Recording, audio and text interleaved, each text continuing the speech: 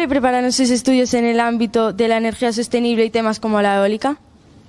Primero estudié en Ferrol, en la carrera de ingeniero industrial, que ya tenía de por sí bastantes contenidos transversales en el ámbito de la energía, en todo tipo de energía, tanto energía convencional, que era la que en aquel momento estaba en auge, lo que son la producción de energía eléctrica con carbón o con gas natural, que era lo que... Y empezaban de aquella a funcionar las energías renovables. Y después porque yo soy profesor de instituto, preparé las oposiciones de instituto de profesor de sistemas energéticos, que se llama la especialidad, y ahí fue cuando realmente me centré mucho más en lo poco que había de aquella en energías renovables o sostenibles, ¿no? Y posteriormente más adelante hice un máster también en energías renovables y la tesis doctoral, que no es de energías renovables, sino que es de eficiencia energética, pero también son dos contenidos muy relacionados en el mismo ámbito. En Galicia hay muchos parques eólicos. De hecho, en 2020 fue una de las comunidades autónomas que más eficiencia, que más potencia eólica ha generado. ¿Qué ventajas y desventajas puede tener esto? La primera, la más importante, es la lucha contra el cambio climático. Esto es algo que que se habla mucho, pero luego a la hora de la verdad tenemos que luchar en serio contra él. Hay un incremento de las emisiones de gases de efecto invernadero que provocan un aumento de la temperatura media que es letal. Igual yo no lo veo, vosotras no lo sé, pero mi hijo probablemente ya lo note, ¿no? Si no se pone freno a ese incremento de emisiones de gases de efecto invernadero, lo que es el efecto más inmediato, el que tenemos más claro, que es el incremento de la temperatura media del agua, el incremento del calor, el incremento y sobre todo el descontrol de la floración de las plantas y todo eso, todo lo que eso da de resultados respecto a la, en la, bueno, en la sociedad o en la naturaleza, es lo más grave. La energía eólica tiene esa gran justificación y yo creo que es imprescindible. Problemas, como todo. Evidentemente es una tecnología, las tecnologías tienen sus ventajas y tienen sus inconvenientes. Hay inconvenientes económicos, que por ejemplo es más cara que la energía termonuclear, es correcto. Luego, el impacto ambiental, el impacto visual, que no es agradable ver muchos aerogeneradores, porque si bien inicialmente resultaba simpático porque se colocaban en sitios poco poblados, ahora ya empieza a verse aerogeneradores en muchos sitios. Y el tercero es el propio impacto que generan los aerogeneradores, o sea, desde cambio de los riachuelos que hay, el coste ambiental de colocar allí, pues, en un sitio donde no había nada, un edificio de 200 metros, esos son problemas muy significativos. Y luego hay otro que es también de tipo estratégico, que es que los aerogeneradores no garantizan el suministro de corriente, es decir, funcionan solo cuando hay viento. Pero ¿qué pasa cuando no hay viento? No tenemos aerogeneradores. Si apostamos por la implantación masiva de aerogeneradores, tenemos ese problema pendiente, que es el almacenamiento de energía. Eres director de la revista gallega de energía Dinamo Técnica. ¿Qué te animó a hacer un proyecto como este y qué objetivos tienes como publicación en cuanto a los temas de energía sostenible? Pues mira, la revista ya nació cuando yo era, evidentemente,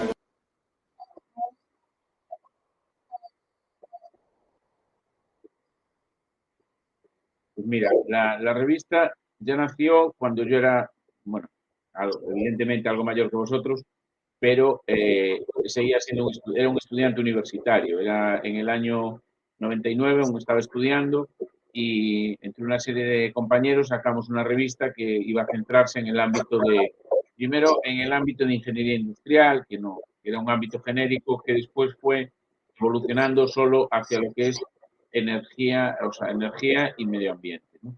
Después nos centramos en energía y después en energías renovables. Es una transición muy habitual a medida que nosotros íbamos estudiando. Entonces, en ese momento fue la primera revista autonómica en Galicia, y yo creo que a día de hoy es la única. Hubo algunas experiencias, pero no se consolidaron, centrada en el ámbito de las renovables. A día de hoy es importante, y sobre todo para vosotros, que si bien tenemos una pequeña tirada en papel, la fuerza de la revista está en los perfiles digitales, o sea, en la página web de la revista, y sobre todo que tiene el interés de la revista es la existencia de la misma en redes sociales, en LinkedIn, en Twitter, bueno, Facebook está menos en boga, pero bueno, es importante que sepáis que a día de hoy una revista de ese tipo, la razón de ser son las redes sociales, el día a día.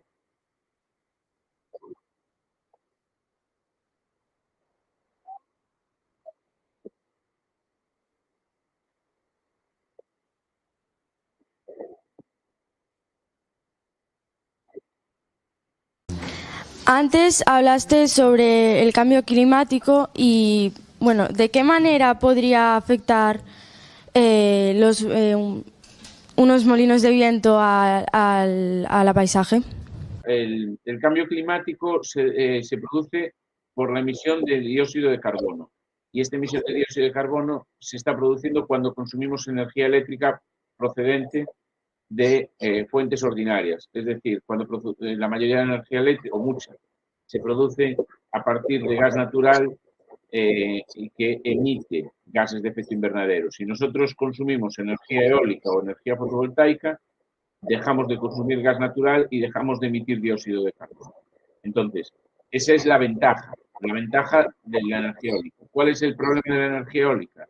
Que al medio ambiente, lo que os decía, le está produciendo un impacto significativo, como pueda ser ese mismo, el de la existencia de edificios, desde la existencia de edificios con 200 pisos, 200 metros de altura, que es una auténtica salvajada por la visibilidad que tiene, hasta o sea, el consumo de recursos,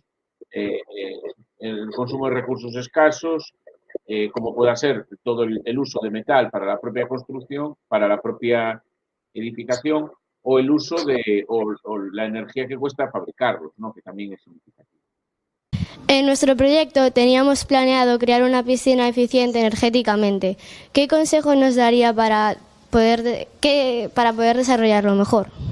Al aire libre. Bien, pues entonces, el primer consejo es que hay que bañarse en agua fría. Si nosotros tenemos una piscina al aire libre, lo que tenemos que asumir es que aquí está para usar el verano, ¿no? Entonces, aparte de que no se puede hacer, nunca vamos a plantearnos consumir energía fósil para esa piscina. Si nosotros queremos calentarla, tiene que ser siempre con energía solar térmica, es decir, colocar unos paneles de energía solar, y si ese día hace buen tiempo, pues perfecto, y si no, no pasa nada, pero sería ese el primer. Y otra cosa muy importante, en el caso de las piscinas, que muchas veces pasa desapercibido, las piscinas necesitan renovar el agua con motores, es decir, y el consumo grave de una piscina en energía va a provenir de esos motores que renuevan el agua cada X horas. Ese motor debería ser alimentado con energía renovable. Puede ser energía solar fotovoltaica o microeólica, es decir, un pequeño aerogenerador que se coloque en las proximidades. Y además tiene una gran ventaja, que no necesitamos almacenamiento energético, es decir, esa renovación de este motor podría funcionar cuando hay sol o cuando hay viento. Y si no hay ni sol ni viento, no pasa nada, que no se renovará, ya vendrá el sol o viento más tarde. Entonces podríamos tener un sistema totalmente aislado de la red. Y ese sería muy eficiente. En nuestro proyecto teníamos planeado crear una piscina eficiente energéticamente. ¿Qué consejo nos daría para poder desarrollarlo mejor? Se llaman energías híbridas, ¿vale? Es una forma que recibe ese nombre. Los paneles solares vamos a tenerlos de dos tipos. El fotovoltaico, que genera electricidad, y el solar térmico, que es para concentrar calor. Son dos tecnologías distintas. Aquí en los dos casos se podrían colocar y además, como os decía, mini eólica. Si fuéramos capaces de llegar a colocar tres tecnologías solares, alcanzaríamos pues una eficiencia muy interesante y sería, se llama la hibridación. Normalmente la hibridación es de dos fuentes. Si nosotros pasamos a tres, todavía mejor. Entonces sería una solución muy buena. Vale, eres formador acreditado de energías renovables o híbridas y agua en la Escuela Organización Industrial. ¿Qué consejos nos darías para qué consejos nos darías para emplear las energías renovables, en concreto la eólica, para el motor de la depuradora? Pues el problema es que la temperatura media de la Tierra, de la atmósfera, va subiendo poco a poco. Vale. Esto, hay un anuncio en televisión, mucha risa, que dice, qué bien, veranito todo el año. Pero a nosotros nos perjudica muchísimo. La agricultura está acostumbrada desde hace millones de siglos a unos periodos de floración. Las especies tienen unos equilibrios. Si tú acortas los veranos, acortas el invierno y haces el verano más largo, lo que supone es una desproporción grandísima respecto al equilibrio ambiental ordinario.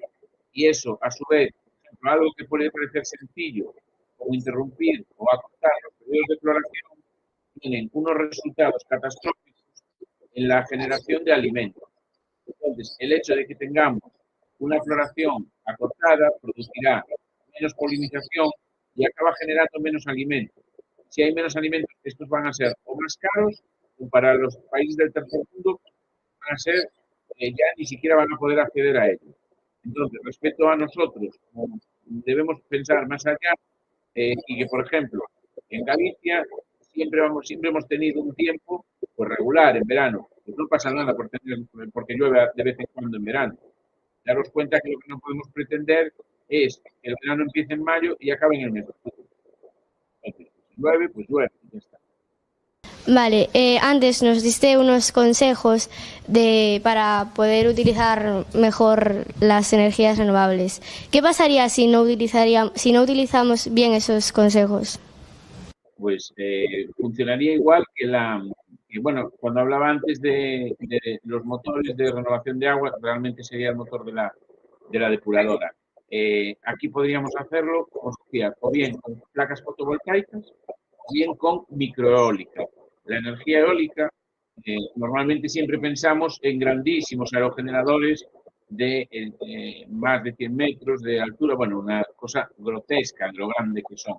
Pero tiene otras aplicaciones que normalmente pasan muy desapercibidas y son muy válidas, como es la mini eólica, que es hasta 100 kilovatios, que sería una cosa modesta ir para pequeños usos, y la microeólica sería hasta 5 kilovatios, que sería para una vivienda. Es decir, que nosotros aquí, si por ejemplo la piscina que estamos planteando es en una vivienda particular, la solución sería una microeólica. Si queréis plantear una piscina más grande, como por ejemplo la piscina de Pontes do Sar, colocaríamos una mini eólica un poco más grande, a lo mejor de 50 kilovatios, de 100, hasta 100, que nos permitirían aprovechar esa energía eléctrica para los motores de depuradora. Y ahora os hago yo una pregunta. ¿Qué os parecería dentro del multiusos Pontes do Sar, que no sé si habéis ido alguna vez, dentro de la piscina de Sar, que es las zonas públicas que hay aquí en Santiago, colocar allí una torre eólica de unos 10 metros de altura? Estaría bien, estaría mal, hace ruido. Entonces, tiene su impacto ambiental. Probablemente a mucha gente que esté allí va a decir, sí, yo lucho contra el cambio climático, no hay que contaminar menos, etc. El día que vas a la piscina y tienes allí un aerogenerador de 10 metros de altura haciendo un poco de ruido, a la gente le molesta. En los premios Goya, el director de Asbestas protestó en relación con que quieren poner un parque eólico en Sabucedo, a Estrada, que puede poner en peligro la tradición de los caballos y la rapa. ¿Qué piensa usted sobre esta denuncia, sobre un tema que puede afectar a la fauna, a la flora y a las tradiciones del lugar? Pues habría dos opciones. Tres. Una es no hacer absolutamente nada y producir muchísimo dióxido de carbono, con lo cual se incrementa el efecto invernadero y esto acabaría siendo un desierto. Esa es la opción de algunos países como China o India. Ellos son países que piensan a corto plazo y no han implantado prácticamente políticas de reducción de gases de efecto invernadero. La segunda opción es producir gas natural, que es menos contaminante que el gasoil, que los petrolíferos. Que bueno, dentro de lo que cabe sería frenar un poco el efecto invernadero. Y la tercera opción, que es la que ahora se está poniendo aquí en la mesa, es apostar por la generación de energía nuclear. La energía nuclear no produce gases de efecto invernadero, pero tiene otro problema que es muy serio, que es los residuos nucleares son de dificilísimo tratamiento y además es una energía que puede causar unos peligros muy serios, como accidentes nucleares donde pueden morir.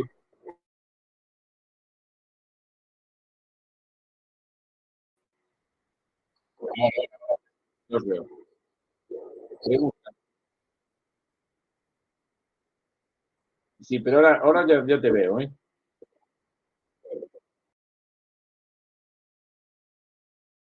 Con que quieren poner un parque eólico en Sabucedo, a Estrada, que puede poner en peligro la tradición de los caballos y la rapa. ¿Qué piensa usted sobre esta denuncia, sobre un tema que puede afectar a la fauna, a la flora y a las tradiciones del lugar? Bien, esto va un poco en la línea eh, cuando os ponía el ejemplo del mini aerogenerador en la piscina. Todo el mundo es partidario de apostar por este tipo de tecnología, pero luego nadie lo quiere en su casa. Es decir, en el caso de Sabucedo, pues se protegería un espacio ambiental que no es igual. Si nosotros nos plantean que nos gusta ir a pasear a Monte Pedroso, aquí en Santiago, y que plantean dos aerogeneradores allí haciendo ruido, nosotros diríamos, oye, ¿y por qué nos lo ponen aquí en Santiago? Entonces ahí el problema va a ser, o sea, sin entrar en el debate de si energía eólica sí o no, que yo creo que la propuesta debe ser por un sí a la energía eólica, buscar aquellas ubicaciones donde el impacto sea menor. Siempre va a haber impacto ambiental por parte de la energía eólica. ¿Qué pasa? Pues hay muchos montes en Galicia donde que es el efecto, pues, tanto socioeconómico como la historia, como el tipo de vegetación, no son tan importantes. Es decir, que se puede sacrificar esa zona y colocar parques eólicos. En otros sitios, pues, porque hay más población, que tiene significado histórico, porque estábamos hablando de que hay una especie que es única, no se puede colocar parques eólicos de forma indiscriminada. Entonces, lo que le corresponde, en este caso, a la Junta de Galicia, es decir, en qué sitios quieres colocarlos y en qué sitios no. Pero hay que permitir colocarlos en algún sitio. Es una faena para las personas que viven en las proximidades de sitios donde se colocan, ¿no? Y bueno, que a veces tampoco es tanta faena porque suele haber una serie de indemnizaciones o de contraprestaciones que también puede ser interesante para la gente que vive ahí en esa zona. Generation son unos recursos de la Unión Europea proporcionan a todos los países de la UE para que los inviertan en energías renovables y planes para el futuro. ¿De qué modo están las administraciones de España y Galicia apostando por las energías renovables como la eólica y la fotovoltaica? ¿Y qué le parece a usted esta iniciativa en la que se apuesta sobre las energías renovables? Sí, en el caso de España, la apuesta está claramente, y yo creo que de forma acertada, por la energía solar fotovoltaica en el sur, que tienen la suerte que es mucho menos, tiene un impacto mucho menor. Entonces, en muchas comunidades autónomas, bueno, a partir del sur de Madrid, pero también en zonas con mucho radiación solar en Castilla-León o Aragón también han apostado por la solar fotovoltaica. La eólica es una apuesta también por parte tanto de la Xunta como del Gobierno de España, de colocarlo en aquellas comunidades donde hay viento. Galicia es la primera. Y después que os habéis saltado la biomasa, que también es una forma de producción de energía muy interesante para Galicia. Los fondos Next Generation tienen una particularidad, que es que se trata de impulsar sistemas económicos, sistemas que no están todavía implantados. Es decir, entonces en el caso de la eólica no serviría para el fomento de eólica ordinaria para generar electricidad, sino para producir hidrógeno. El hidrógeno es otra forma de tecnología que los fondos Next Generation sí que la van a impulsar, pero no es para vertido a la red, sino para la fabricación de hidrógeno. Entonces, ¿por qué sí la eólica y no el hidrógeno? Porque el hidrógeno a día de hoy es muy caro. Entonces, para conseguir que sea más barato, estos fondos lo que hacen es impulsar tanto la investigación como la producción de hidrógeno, de manera que se supone que si es exitosa la apuesta, pues dentro de 10 años la producción de hidrógeno bajará mucho, como ya pasó en la solar fotovoltaica. Hace 20 años la solar fotovoltaica era carísima y ahora es una tecnología que en aquellos sitios donde hay una buena radiación solar es una tecnología razonablemente barata.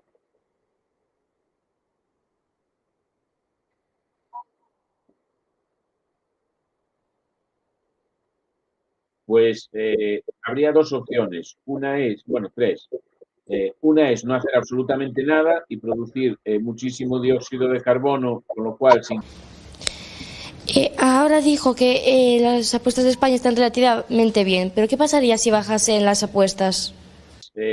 Habría dos opciones. Tres. Una es no hacer absolutamente nada y producir muchísimo dióxido de carbono, con lo cual se incrementa el efecto invernadero y esto acabaría siendo un desierto. Esa es la opción de algunos países como China o India. Ellos son países que piensan a corto plazo y no han implantado prácticamente políticas de reducción de gases de efecto invernadero. La segunda opción es producir gas natural, que es menos contaminante que el gasoil, que los petrolíferos. Que bueno, dentro de lo que cabe se puede frenar un poco el efecto invernadero. Y la tercera opción, que es la que ahora se está poniendo aquí en la mesa, es apostar por la generación de energía nuclear. La energía nuclear no produce gases de efecto invernadero, pero tiene otro problema que es muy serio, que es los residuos nucleares son de dificilísimo tratamiento y además es una energía que puede causar unos peligros muy serios, como accidentes nucleares donde pueden morir.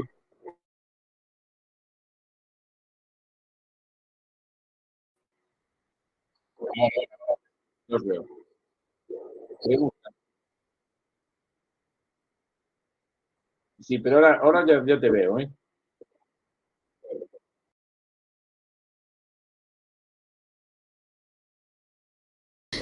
Es portavoz del Foro Enerxético de Galicia.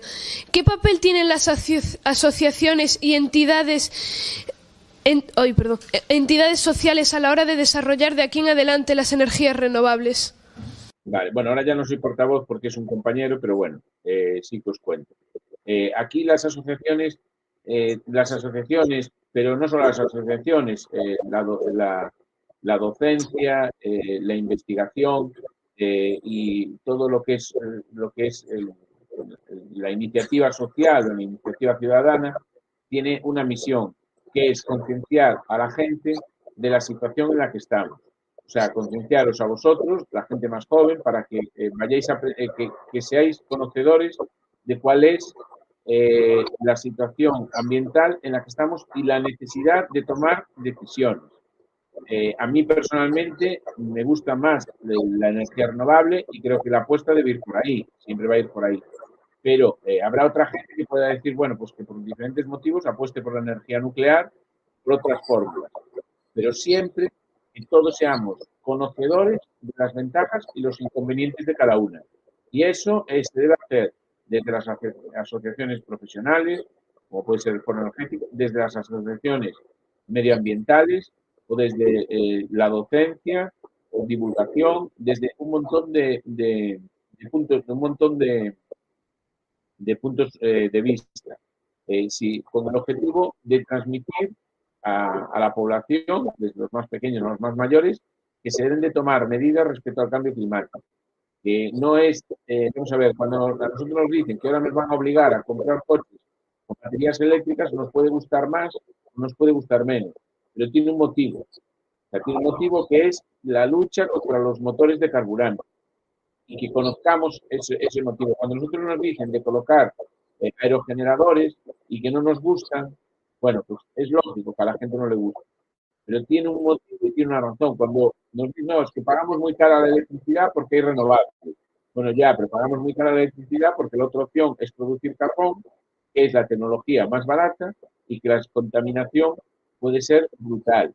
Y cuando se habla del punto de no retorno en el año 2100, que probablemente nosotros ya no lo yo ya no lo veré, pero habrá gente bueno, alguno de vosotros igual sí que lo ve, en el año 2100, donde se calcula que si no se actúa ya, en el año 2100 puede llegar al colapso medioambiental, debido a esa alteración en las temperaturas medias.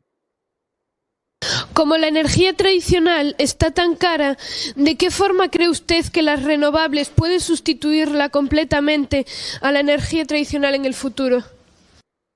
Bueno, a ver, no es que la energía tradicional esté tan cara, sino que es un lujo. Al final, nosotros nos hemos acostumbrado en los últimos 200 años a un nivel de vida muy conveniente y hoy en día todos tenemos electricidad en casa, calefacción, incluso, bueno, aquí en Galicia no tanto, pero en lo que es el sur de España han accedido a la refrigeración, etcétera, etcétera. Eso es porque ha habido una mejora en el nivel de vida que nos hace pensar que es el día a día o que es lo normal, ¿no? Nuestros bisabuelos no tenían luz eléctrica y no, bueno, vivirían peor o lo que fuera, pero estaban en otra. Entonces, el problema no es que es caro, o sea, realmente es que hemos accedido a un nivel económico, a un nivel social muy elevado. Entonces, para poder mantener ese nivel social, pues, yo creo que la apuesta debe ser siempre por las renovables en detrimento de las energías fósiles. Esa es personalmente. Entonces, cuando, por ejemplo, y para conseguir que sean más baratas, que es lo que me preguntabas, la apuesta debe ser por la investigación. Por la investigación y por asumir que a lo mejor temporalmente podemos pagar un poquito más, pero si eso se consolida acaba siendo más barato. El caso más claro es el de la energía solar fotovoltaica. Es una tecnología que es conocida desde hace casi 200 años, que en los primeros 150 años nadie la usaba porque era carísima. La primera vez que se usa a nivel comercial es en los años 60 para para cohetes espaciales. Poco a poco se fue investigando en ella y hoy el precio es como el 3% de lo que costaba hace unos 30 años. Es decir, que si hace 30 años costaba 100.000 euros colocar una instalación fotovoltaica, a día de hoy cuesta 3.000 la misma. Pues entonces, si nosotros investigamos por otras tecnologías, como pueda ser el hidrógeno, como puedan ser las pilas de almacenamiento, las pilas de combustible, podemos conseguir como resultado que esas sean mucho más baratas y a día de hoy y dentro de 30 años que vosotros veáis que son tecnologías competitivas. Pues en caso de eso, lo que decía, para eso hay que desembolsar dinero ahora. Claro. Y a lo mejor tenemos que pagar un poco más caro esa producción de hidrógeno durante 5 años para que dentro de 20 sea mucho más barato. Ahora mismo estás en la Consellería de Educación. En las nuevas construcciones que se están haciendo de colegios e institutos, ¿de qué manera se está apostando por las energías renovables? Bien, decías, no sé si te has fijado, porque cuando leías la pregunta, cambiaste, en algunos sitios hacías la respuesta afirmativa y en el otro usabas la condicional, es decir, hablabas de pueden causar, mientras que en otros momentos decías que ya causan, ¿no? Vamos a ver, los parques eólicos sí que es cierto, es una infraestructura presente que cierto que desde el punto de vista, bueno, visual tampoco nos afectaría porque desde la costa no se llegarían a ver, pero que es introducir en una zona donde no hay nada, introducir una infraestructura grande y tal.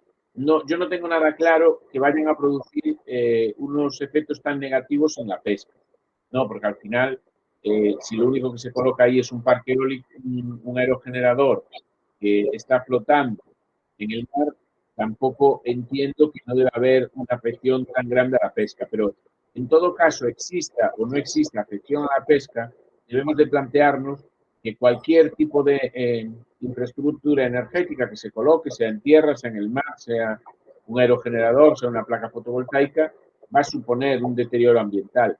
Entonces, claro, ¿cuál es la idea? ¿Qué apostamos? Por seguir plantando aerogeneradores, pese a los costes ambientales que esto supone, o no hacer ninguna política energética, seguir produciendo energía eléctrica a partir del gas natural, que sigan incrementando la emisión de gases de efecto invernadero, ¿no? Entonces, ese va a ser el problema. Si apostamos por una cosa, apostamos por la otra. Yo creo que debemos apostar por una energía eólica offshore, aunque es cierto, no se sabe porque no está demostrado, porque aquí en Galicia no hay ningún parque eólico marino que pueda afectar a la pesca. Yo creo que no va a afectar tanto, pero creo que la otra consecuencia es muchísimo peor. O sea, el incrementar la temperatura ambiente creo que sería algo realmente mucho más dramático que no las afecciones que se pueden provocar a la pesca. En Galicia tienen pensado instalar un tercer parque eólico marino en A Mariña.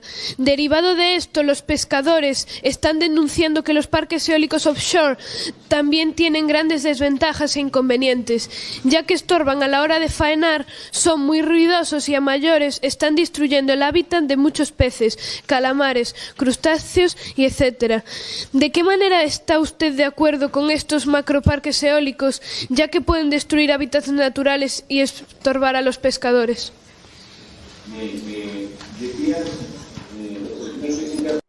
Sí, a día de hoy se apuesta de forma clara la Junta de Galicia, la Consellería, está apostando por implantar centrales fotovoltaicas en muchos institutos. En los institutos que bien están situados en zonas con radiación elevada alta y que no estén en el centro de la ciudad. En vuestro caso sería muy complicado porque no hay una zona con sombra significativa. Sin embargo, hay muchos institutos que no están situados dentro de las ciudades y ahí se ha apostado ya. El año pasado se implantaron en 11 institutos y este año se van a implantar, pues a lo largo de este año, el año que viene, en unos 50 institutos plantas fotovoltaicas para autoconsumo, para reproducción eléctrica, ¿no? Esa es la primera línea. Y la otra línea es la sustitución progresiva de calderas de gasoil. Cuando se hicieron muchos institutos de secundaria y colegios de primaria en los años 70 y 80 que tenían como combustible el gasoil. Ahora, cada vez que se hace un nuevo instituto, se incluye la biomasa como combustible y en los que se reforman, en los existentes ya, muchos de esos existentes, cuando se hace una reforma, se incluye la biomasa como fuente como combustible. Es decir, lo que es la fabricación de un combustible natural en vez del gasoil, que el gasoil emite muchos gases de efecto invernadero. Y soy María. Usted propone varios inconvenientes a este tipo de energías, como por ejemplo el ruido o el impacto que tienen en el medio donde se producen. ¿Cómo?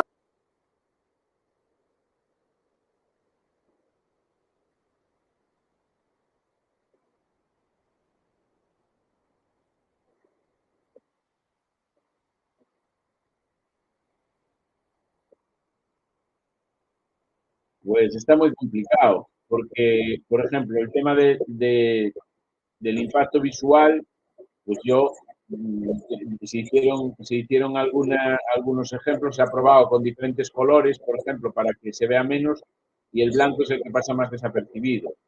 En el caso del ruido, también se han intentado insonorizar las góndolas, pero tampoco se avanza mucho porque es una actividad que hace muchísimo ruido, o sea, ya no solo por la máquina, ni por las aspas al rozar contra el viento, y ese ruido tampoco se puede evitar.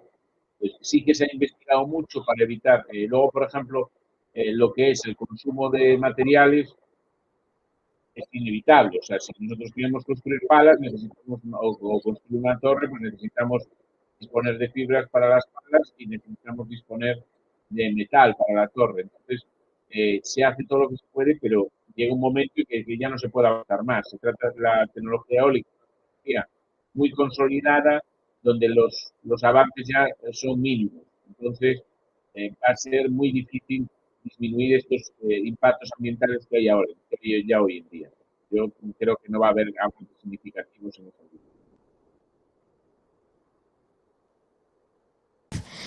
¿Cree usted que en el futuro las energías renovables van a poder cumplir todas las necesidades humanas sin necesidad de utilizar las no renovables?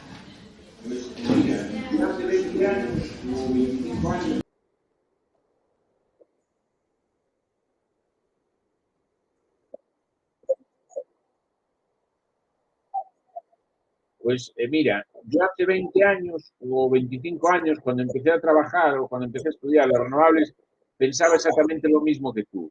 Y pensaba, bueno, pues cuando pasen un par de décadas seguro que es posible prescindir de la energía convencional. Hoy, en las políticas energéticas, que en el año 2050 se va a alcanzar la llamada neutralidad climática, donde prácticamente el consumo de energía convencional que hoy conocemos se limitaría probablemente a la nuclear, y el petróleo o gas natural sería un consumo mínimo. Pero yo ya no me lo creo. Vale, lo veo imposible, porque si no hay una apuesta, la apuesta aquí más importante es por el almacenamiento. El almacenamiento de electricidad es una tecnología que es muy cara, solo se pueden almacenar en baterías, en pilas, pero que a pequeña escala, para tener una pila, para tener una batería para el móvil, sí que se puede hacer. Pero cuando nosotros hablamos de miles de millones de megavatios, no es posible. Entonces, yo creo que pasados, eso lo veréis vosotros, pero a lo mejor alguno de vosotros sí que lo llega a ver. Yo creo que voy a seguir viendo siempre el consumo de combustibles ordinarios, es decir, siempre se va con cada vez menos, pero siempre habrá consumo de gasoil, consumo de gasolina, queroseno, y sobre todo en la Unión Europea, que ha apostado fuertemente por estas tecnologías, igual sí que lo podemos conseguir, pero mientras hay otros países, como es el caso de India, China o Rusia, que no apuestan por las tecnologías renovables, va a ser imposible. Porque al final ellos tienen una apuesta a corto plazo por las tecnologías fósiles, que bueno, que les puede salir bien, pero el resultado para el resto del planeta es catastrófico.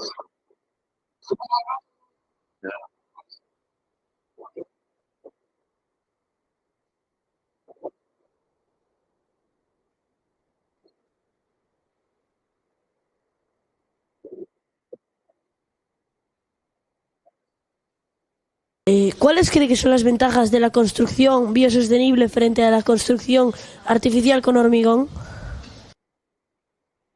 Bueno, a ver, no existe una ventaja clara y en muchos casos yo creo, desde mi punto de vista, la mejor solución es la combinación de ambas. Cuando se habla de arquitectura biosostenible, se citan una serie de enunciados, una serie de propuestas que además en Galicia siempre se mantuvieron, que es cada las casas, aislarlas bien, tener, por ejemplo, usar árboles de hoja caduca para dar sombra en verano y que en invierno no nos dé sombra, una serie, bueno, el aprovechamiento de los aleros y sombras, pero que eso normalmente ya se hace. ¿Cuál es el problema? Que si tú quieres hacer una casa en un terreno que está orientado al norte, pues no hay arquitectura biosostenible que aplicar. Entonces, en una ciudad, por ejemplo, si cualquiera de vosotros, cualquiera de vuestras familias, tiene un terreno para hacerse una casa, hombre, ojalá estuviera orientado al sur, que tuviera mucha radiación solar en invierno y con muchos árboles de hoja caduca en verano para darnos sombra. Pero eso no siempre se va a cumplir. Entonces, cuando se pueda aplicar la arquitectura biosostenible, perfecto. Si no, pues tenemos que recurrir al hormigón tradicional y, bueno, pues no pasa nada por ello, no es algo grave. Antes nos habló de utilizar energías renovables, bueno, nuevas energías renovables. ¿De qué modo se está investigando sobre alguna nueva forma de crear energía o una aún no potenciada? Vale, mira, vamos a ver. Digamos que en las energías renovables hay dos grupos. Un grupo que serían las tecnologías maduras, que donde ya, aunque se sigue investigando, los avances son muy pocos, como es la eólica, la energía solar fotovoltaica, energía solar térmica, energía de la biomasa o energía del agua hidroeléctrica. Y estas tecnologías, incluso la geotermia, estas tecnologías tienen la ventaja de que hace décadas que se están utilizando y que cada vez es mucho más difícil avanzar en ellas. Luego hay otras que son las tecnologías emergentes de las renovables, que serían las tecnologías del mar. Estas tecnologías no se ha avanzado porque no es fácil, como comentaba vuestro compañero antes, siempre podemos encontrar un problema de la pesca, siempre hay gente que no va a ser partidaria, y en esas tecnologías no se ha avanzado tanto a lo largo del año. Serían las tecnologías de producción de energía eléctrica a partir de las olas, la tecnología a partir del gradiente térmico, algo tan sencillo como que si nosotros a lo mejor en una diferencia de altura de 200 metros tenemos 20 grados de diferencia en el agua, la temperatura del agua, si cuando buceáis un poco, si bajáis 4 o 5 metros buceando, notáis que el agua está más fría ahí abajo. Bueno, pues a partir de ahí se puede generar electricidad convencional. Entonces, ahora la apuesta va por ahí, por esa generación, y por otra vía que es el almacenamiento mediante hidrógeno.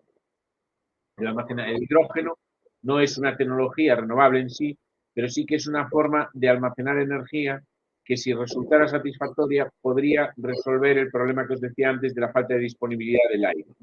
A día de hoy, las tecnologías de almacenamiento eléctrico con baterías o que son las convencionales o con grandes centrales hidroeléctricas no parecen tener un gran recorrido. Las baterías se investiga, pero no se alcanza que sean baratas. Y mediante el hidrógeno, todo apuesta, todo parece que sí que va a ser una tecnología realmente barata y que va a ser el complemento necesario para las energías renovables. Antes usted ha mencionado la biomasa. ¿De qué modo cree que Galicia podría ser una potencia mundial en el futuro mediante la obtención de energía a través de la biomasa?